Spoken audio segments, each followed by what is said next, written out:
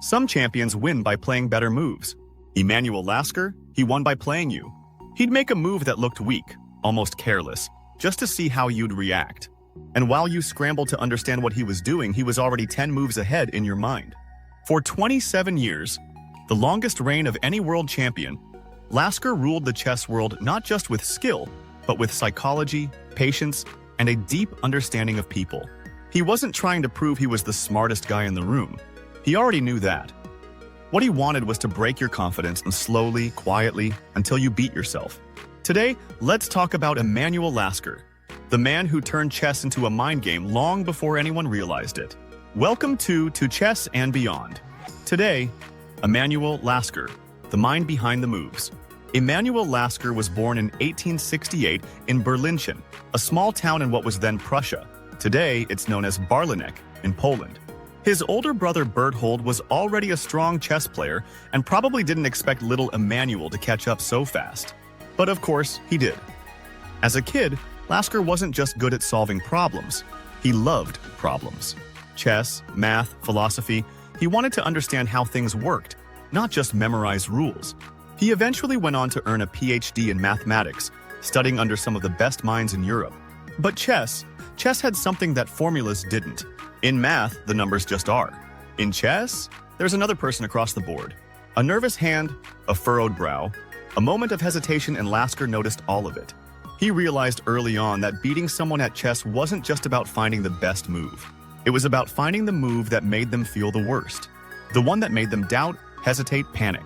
While other players were studying openings and sharpening tactics, Lasker was learning people. He was playing the person behind the pieces. By the early 1890s, Lasker wasn't just some promising newcomer. He was tearing through the strongest players in Europe. Quietly, confidently, and always with that strange, unsettling style that made opponents feel like they were walking into a trap they couldn't see. In 1894, he got his shot at the title. His opponent? Wilhelm Steinitz, the father of modern chess. Steinitz was 58. Lasker was 25. People expected a fight, maybe even an upset. What they didn't expect was a complete dismantling. The match wasn't even close. Lasker won 10 games, lost only 4, and drew 5. Steinitz, the great positional architect, had been outplayed by a man who didn't just understand the position, he understood him. But here's the thing. Lasker didn't copy Steinitz's methods. He respected him, sure, but he wasn't interested in playing like a textbook, and Lasker played what felt right for the moment.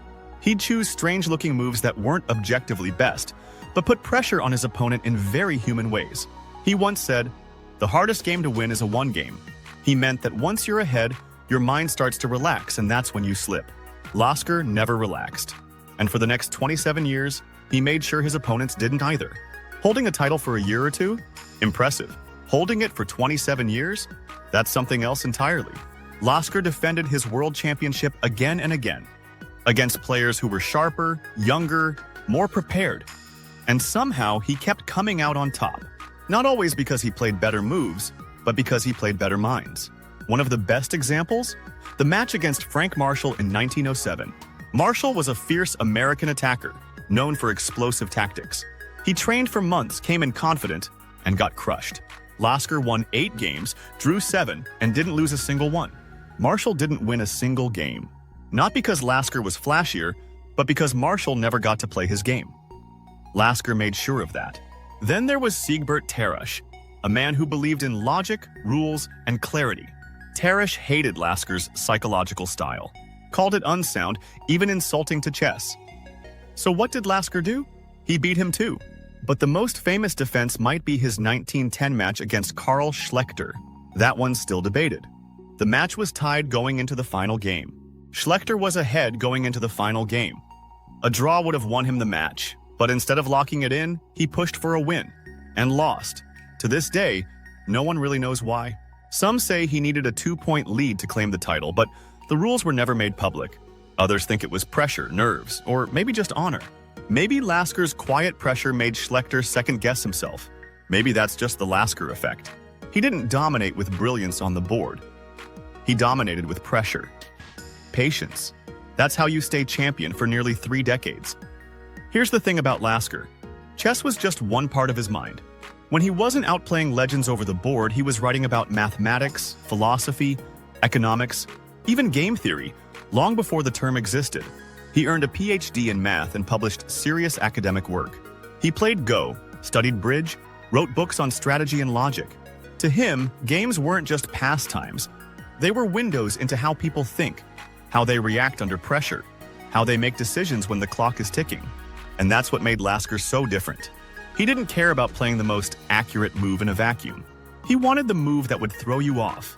He wasn't just solving the puzzle. He was solving you. Some called his play messy or even unsound. But results? The results spoke for themselves. And when he did decide to play clean classical chess, he could still match anyone on Earth. That flexibility, that control over how the game unfolded, it made him terrifying. He wasn't bound by any single style or set of rules, and that made him impossible to prepare for. In 1921, after 27 years as world champion, Lasker finally lost the title. His opponent? José Raúl Capablanca, calm, clinical, a pure technician. Lasker was 52 by then. Tired, the world had changed, and so had chess. He didn't go down bitterly. In fact, he had tried to hand the title to Capablanca earlier, without even playing. But Capablanca insisted, no, if I'm going to be champion, I want to earn it. And he did. After that match, Lasker faded from the chess spotlight, but not from the world of ideas. He kept writing, studying, thinking. But the world was changing fast, and not in good ways. As political tensions rose in Europe and life became increasingly dangerous for Jewish intellectuals, Lasker was forced to leave Germany. He spent his final years in exile, eventually settling in New York. He passed away in 1941 during the turmoil of World War II, far from home and far from the game he had once ruled. But even in the shadows of history, his light never really went out. Lasker didn't just change how we play. He changed how we think about playing. He made chess human, messy, psychological, alive. Emanuel Lasker didn't just hold the title longer than anyone. He reshaped what it meant to be a champion. He showed us that winning isn't always about perfection. Sometimes it's about adaptability, psychology, and knowing who you're playing, not just what. He made chess personal, human, strategic in ways that go far beyond the board. So next time you find yourself in a situation where the best move isn't working, ask yourself, what would Lasker do? Maybe the answer isn't in the position. Maybe it's in the person sitting across from you. I'd love to know. Do you have a favorite Lasker game or quote? Drop it in the comments and let's talk about it. And if you enjoyed this story, don't forget to like the video, subscribe to the channel, and hit the bell so you never miss the next journey into the lives and minds of the chess legends who shaped the game, and maybe a little bit of life too. Thanks for watching. See you in the next episode of 2 Chess and Beyond.